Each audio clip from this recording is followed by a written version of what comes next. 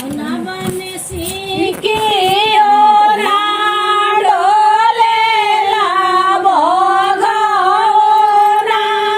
गुजरेला हो ललना तना बनवा राम सीता के छोड़ले कैसे गे सीता रही है कैसे गे सीता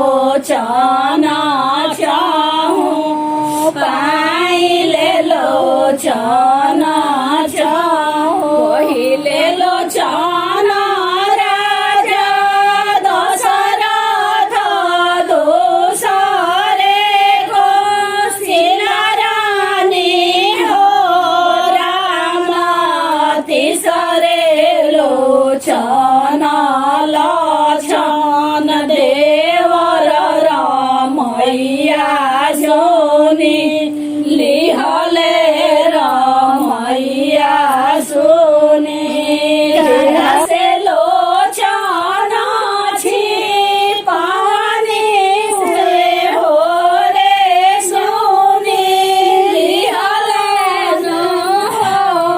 लालना सीता जी के लैले नंद लाल लोचन चाहू पाइले लोचन दशरथ दिहले चढ़न के घोड़ावा कौशल्या रानी पियरी धोती हो लालना लक्ष्मण दिहले लट पट पगिया रमैया काने कुंडल रमैया काने कुंडल।